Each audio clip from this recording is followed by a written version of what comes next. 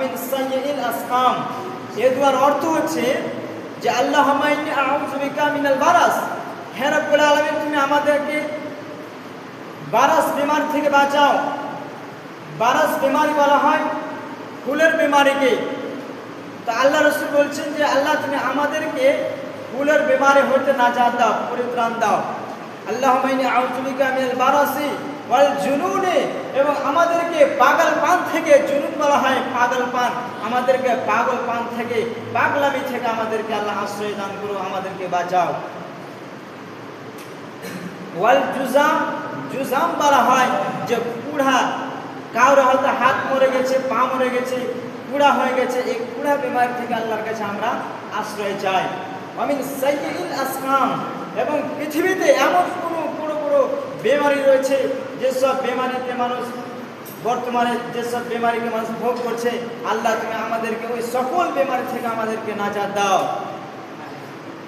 আল্লাহুম্মা ইন্নী আউযু বিকা মিনাল বারাসি ওয়াল জুনুনি ওয়াল জুসামি ওয়া মিন সাইয়্যিল আসকাম। আল্লাহ রাব্বুল আলামিনের কাছে আমরা এসব দোয়াগুলো বলে আমরা বেমারি আজাল থেকে আমরা আল্লাহর কাছে পরিত্রাণ চাই। এবার আসেন 3 নম্বর দোয়া। আল্লাহ রাসূল বলেন বিসমিল্লাহিল্লাযী লা ইয়াদুররু মা ইসমিহি শাইউন ফিল আরদি ওয়ালা ফিস সামাই ওয়া হুয়াস সামিউল আলীম।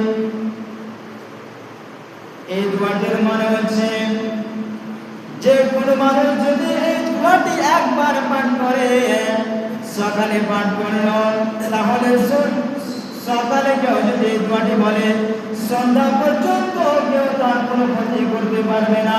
এবার সন্ধ্যার সময় যদি দোয়াটি বলেন তাহলে সকাল পর্যন্ত কেউ তার কোনো নোকসান করতে পারবে না, ক্ষতি করতে পারবে না। আল্লাহ রাসূল বলেছেন, আবু দাউদের হাদিসে আল্লাহ রাসূল বলেছেন যে কোনো মানুষ যদি এই দোয়াটি বলে, কি দোয়া? বিসমিল্লাহিল্লাযী লা ইয়াদুররু মা ইসমিহি শাইউন ফিল আরদি ওয়ালা ফিস সামাই ওয়া হুয়াস সামিউল আলীম।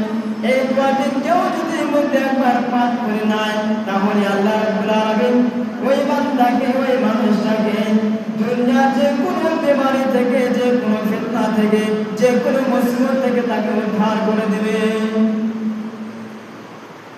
এসব জিকিরগুলো আমাদেরকে প্রত্যেককে জানা জরুরি। আমরা চিকিৎসা করতে গিয়ে কত কত টাকা পয়সা আমরা খরচ করে ফেলি, কিন্তু এইসব দোয়াগুলো যদি আমরা বলি তাহলে আল্লাহর পক্ষ থেকে আমাদের উপর সাহায্য আসবে। এই দোয়াটির ব্যাপারে একবার হযরত আবান বিন উসমান রাদিয়াল্লাহু তাআলা আনহু এই দোয়াটিকে একবার বেশ কয়েকজন লোকের সামনে বলছেন যে এই দোয়ার এই ফজিলত যে জমিন এবং আসমানের মধ্যে কেউ তার ক্ষতি করতে পারবে না এই দোয়াটি যে বলবে। তো ইতিমধ্যে একজন সাহাবা বলছেন আবান বিন উসমানকে যে আচ্ছা তাহলে তুমি যে সকাল সন্ধ্যা এই দোয়াটি পাঠ করছো, তাহলে তোমাকে বলতো যে তোমার এক দিকটা মরে কেন গেছে। আবান বিন উসমান যারা তার আনহু এক সাইড মরে গেছিল, প্যারালাইসিস হয়ে গেছিল, মানে ডাক্তার হয়েছিল। তো একজন সাহাবা বলছে যে তুমি তো দোয়াকে খুব বিশ্বাস করো, জিকির আজকালকে বিশ্বাস করো, তুমি যে দোয়াটি পাঠ করছো তাহলে তোমাকে কেন বেমারিতে গ্রাস করেছে, তোমাকে বেমারিতে কেন ধরেছে? তো আবান বিন উসমান রাদিয়াল্লাহু তাআলা আনহু বলছেন যে শোনো, হাদিস কখনো মিথ্যা হতে পারে না। মিথ্যা মানুষের মন হতে পারে, মিথ্যা মানুষ হতে পারে, কিন্তু আল্লাহর কোরআন এবং আল্লাহর রাসূলের হাদিস কখনো মিথ্যা হতে পারে না। আমাকে যেই দিন বিমারিটা হয়েছে সেই দিন সন্ধ্যাবেলা আমি দোয়াটা বলতে ভুলে গিয়েছিলাম।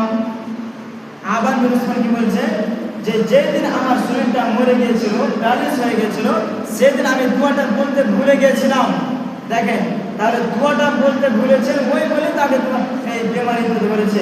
না হলে যদি মানুষ আল্লাহর প্রতি বিশ্বাস করে দোয়াটি বলে বিসমিল্লাহিল্লাযী লা ইয়াদুররু মা ইসমিহি শাইউন ফিল আরদি ওয়ালা ফিস সামাই ওয়া হুয়াস সামিউল আলীম, তাহলে আল্লাহ রাসূল বলেছেন, সেই আবু দাউদের হাদিস আল্লাহ রাসূল বলেছেন যে ওই ব্যক্তিকে জমিন এবং আসমানের মধ্যে কেউ তার কোনো ক্ষতি করতে পারবে না।